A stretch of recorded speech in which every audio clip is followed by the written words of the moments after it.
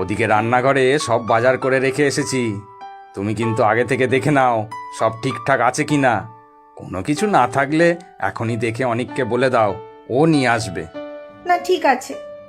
এইসব বললে হবে না গিন্নি, পরে কোনো কিছু না থাকলে চিৎকার চেঁচামেচি করতে পারবে না, এই বলে দিলাম। ও গিন্নি, কোনো সাড়া শব্দ দিচ্ছ না কেন? উফ, বললাম তো সব ঠিক আছে। কি হয়েছে অলকা? ছোট বৌমার জন্মদিন আজ, কত আনন্দের দিন, তুমি এইভাবে বসে আছো এখানে? কিছু হয়েছে? শরীর ঠিক আছে তো? শরীর ঠিক আছে গো, আমার মন মেজাজ ভালো নেই। বড় বৌমা মনে হচ্ছে পাল্টে গেছে গো। হঠাৎ এই কথা কেন বলছো? বড় বৌমা আমাদের কত ভালো মেয়ে।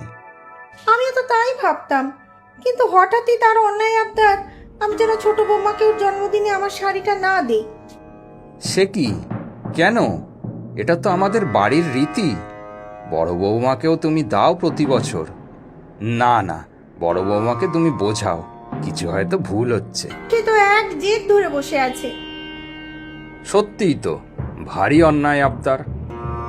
তার উপরে বলছে আমি ছোট বৌমাকে আজকে শাড়ি দিলে সে নাকি খাওয়া দাওয়া বন্ধ করে দেবে। কি একটা সাংঘাতিক কাণ্ড হতে যাচ্ছে বলো তো। তুমি বড় বৌমাকে বোঝাও, ও ঠিক বুঝে যাবে। বাড়ির রীতি তো আর দুম করে পাল্টানো যায় না।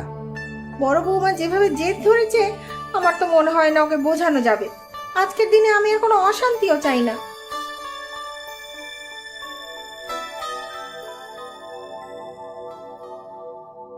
শোনো না, মা তো আমাকে আজকে কোনো শাড়ি দিলেন না, তুমি যে কালকে বলছিলে না। কিন্তু মা তো প্রতি বছর বড় বৌদিকে মায়ের পছন্দের শাড়ি দেয়। আমি ভেবেছিলাম তোমাকেও দেবে। আমি মাকে জিজ্ঞাসা করে আসি।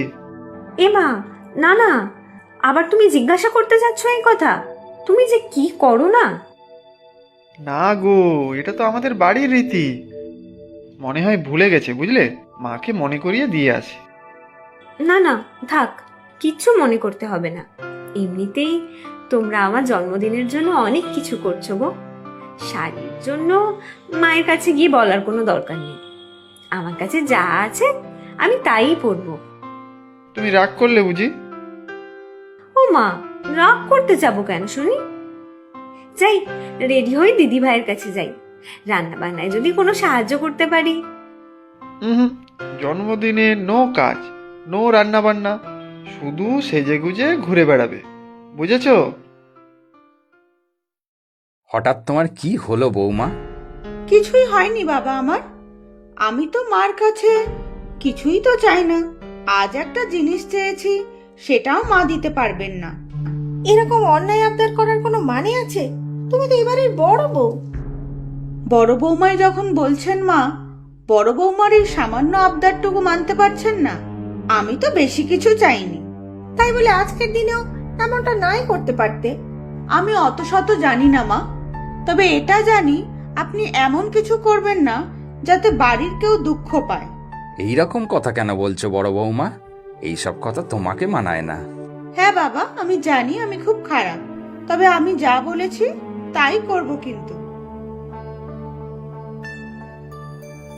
আমার কিছু ভালো লাগছে না গো। তুমি ছোট কাকাকে ডাকো না গো। হ্যাঁ হ্যাঁ, ডাকছি। ছোট খোকা, ছোট খোকা, আয় তো বাবা একটু আমাদের ঘরে। কি হয়েছে মা, ডাকছিলে বাবা?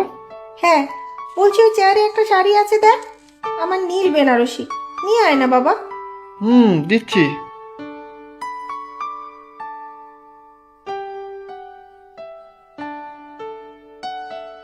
এটা কার শাড়ি মা? তোমার? বেশ সুন্দর, নাও। শাড়িটা ছোট বৌমাকে দিস, তবে আজ নয়, কাল যেন পরে। কোনো অশান্তি আমি চাই না। আজ পরার জন্য তুমি তো মেঘাকে শাড়ি দিয়েছো, আবার কালকের জন্য দিচ্ছ কেন? তার দিতে পারলাম কোথায়? সবই আমার অদৃষ্ট।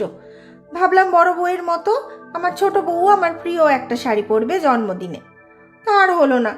মানে, আমি তো তোমার কথা কিছুই বুঝতে পারছি না। কেন হবে না মা? এই বাড়ির কর্ত্রী তুমি। এই বাড়িতে তুমি যাই চাইবে তাই হবে। এ কি? কিন্তু আমার সেই লাল বেনারসি ছোট বৌমা পড়েছে। এই বাড়ির রীতি তো তোমার প্রিয় শাড়ি তোমার বৌমাদের দেওয়া। তোমার সব থেকে প্রিয় তো এই লাল বেনারসিটা, তাই নিজের হাতে সেটাই মেঘাকে পরিয়ে সাজিয়ে দিলাম। কেমন লাগছে দেখো লাল শাড়িতে ওকে, পুরো রাজরানী। আচ্ছা, এবার আমি বুঝেছি এই সব ছিল তোমার প্ল্যান। সত্যি খুব খুশি হয়েছি গো আমি। আমিও খুব খুশি মা। আমার প্রিয় লাল বেনারসি দিদিভাই নিজের হাতে পরিয়ে দিয়েছে আমাকে। সত্যি বড় বৌমা, তুমি এইভাবে আমাদের সংসারটাকে আনন্দে ভরিয়ে রেখো।